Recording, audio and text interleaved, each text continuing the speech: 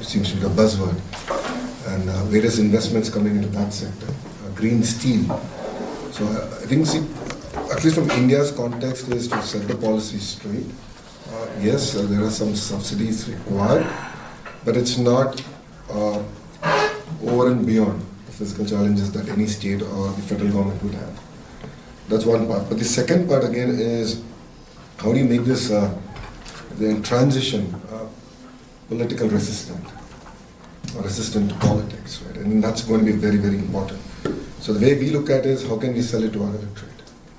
And as a HRD minister, my focus is, how do I create the next set of jobs that we don't even know in exactly which area they're going to come. So working with the industry, working with NGOs, collaborating with them, getting the curriculum, the whole 9 yards, and creating the next wave of jobs, I think is going to be very, very important to make it more resistant.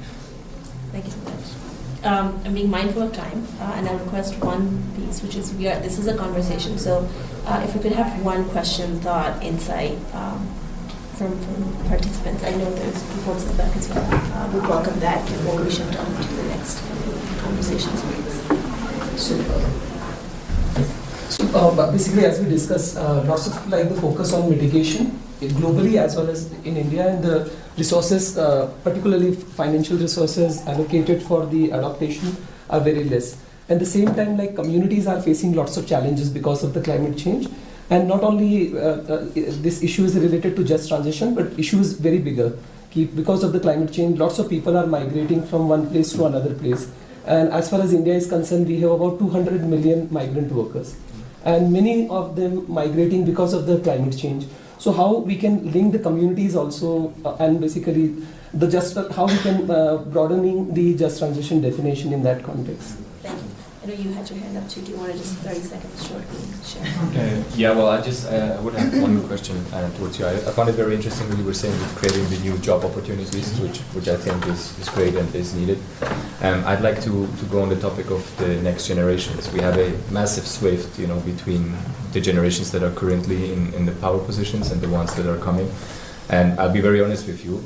I am one from these generations. We don't believe many things that are said because it's very often the same thing. It's said. How you're gonna tackle this problem of transparency and trust that is really existing towards all of these promises and all of these COPs and WEFs and etc. It's nice, but yeah, we don't see the results. I'm sorry. Don't want to be rude here, but yeah, I'd be interested in that. I think that's a valid question. Before I come to you, I think the way we're looking at it as a state is, how do you incentivize farmers? How do you incentivize households? So can I have a power purchase agreement with them? So whatever energy they don't use, they end up paying that. So under the Honorable Prime Minister's program, Suryaghar, which is rooftop solar for every house, that's the exact PPA, power purchase agreement we're doing with every citizen. And I think that's one of the simple mechanisms that we can create the incentive structure for greater adoption. To be fair, India has seen a rise in energy costs, and for every country to really become a developed nation, low cost of energy is going to be critical. So between solar, wind, and pump storage, as of today, I don't know PSP where it will be in the next 5 years, currently is viable. So at about 4 and 5 rupees a unit in Indian rupees, it actually makes sense.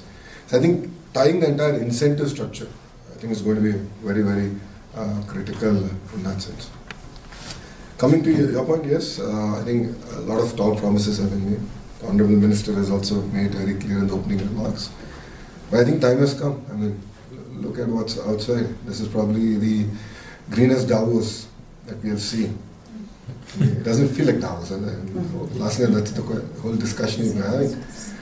Things are changing. So we have to adapt to it. Otherwise, we will have tougher challenges. And if you look at natural calamities, it is going up.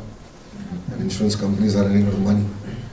So we have to translate. So I think politicians are to be partially blamed for it, not creating the vibrant ecosystem to enable it. So for me, what's exciting is mind to energy, and capturing the entire value of the ecosystem, and understanding the role of human resource development, the role of real-time governance in the entire ecosystem. That, I believe, can enable India to leapfrog as a nation. Because we don't have a lot of the legacy issues that other countries have. So we never went through a personal computing phase. So we just went to the smartphone phase. So I think this, even in energy, there's a potential to leapfrog. Our grids can be far more robust. And Government of India mindfully is spending substantial amount of money building the entire grid connectivity. And so I think that should solve both sides of the coin, if I may. I just want to say that adaptation is on the agenda. And for example, one of the outcomes of also COP27 was the Loss and Damage Fund, realizing that desertification and what's happening, because that's in sub-Saharan Africa mainly. But one important aspect is dialogue among countries, and also showing success cases where adaptation was taken as a focus, and there were alternative financing tools, like what's happening in Colombia in terms of debt swap agreements, Barbados, the same. So we need to shed light in discussions on what worked, and not just what worked, how did it work? So that can also provide politicians with, in other areas, in other countries, with concrete examples that it's not just a promise, but it has happened elsewhere. What do I need to do to make sure that I can do the same and replicate and scale? So this word scaling we always hear about, but it's to take a successful example and see how we can. Of course, not one size fits all, but the problems are the same, and when one solution works, why not try to replicate given the initial conditions in the country? In terms of trust, I think that's well said, and it's everywhere. And I think the shocks that are facing us today are more frequent and bigger, and whether it's the fiscal space that is available for countries to be able to take action, which shock should I prioritize given the fiscal, the very tight fiscal space. So it's I mean, the credibility gap that exists can only be narrowed through better communication, and I think that's an element which there's always areas of improvement. There's no best communication. There's always scope to improve the communication.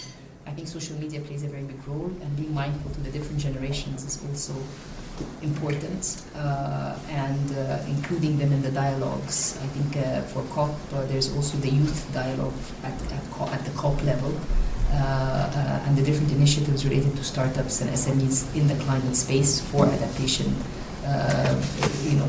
In Egypt, for instance, we have farmers today that are using solar panels to, instead of diesel, for using the water for agriculture. That's a very important example of action for adaptation.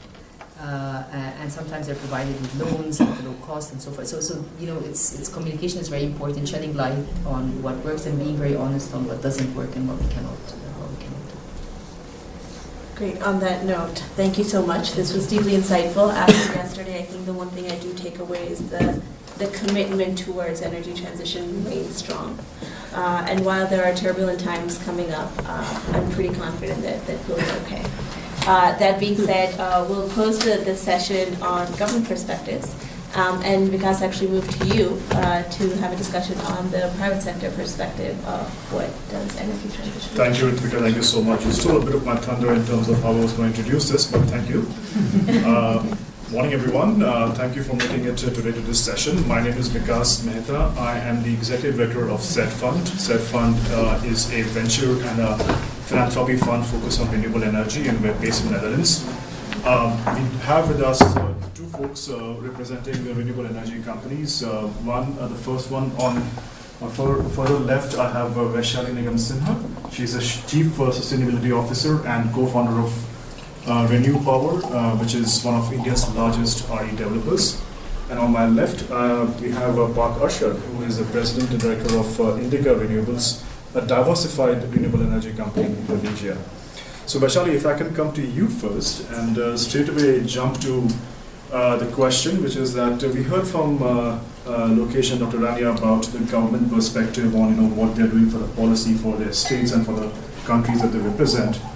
But I just want to understand from your perspective at Renew Power that how do you see the policy environment in India, whether it's at the federal or the central level or the state level, specifically with regards to the pace and scale of RE growth? Thanks so much, and congratulations on this event. I think it's a very well orchestrated conversation. I want to start by saying that, a question was asked on, we hear a lot of these conversations at COP in Davos, but what's happening on the ground? I must say, you must come to India and see what's going on, because, we've been in India I was born there, but the business started about 13, 14 years ago. I think it's been a parallel journey with India's renewable energy growth. And I think when you have a leader with a vision, and leaders, if I could say, even in the state of Andhra Pradesh, just within months of coming into power, I must congratulate the government for coming up with a robust, integrated plan for renewables, green hydrogen, which really sends a messaging. We're talking about a messaging in the United States of pulling out, but then it's 1 out of 200 countries who are still there. And so the 199 countries, if they don't follow, you need followers to have leaders, right? So let's not make leaders who must not be leaders in this climate journey. And in the first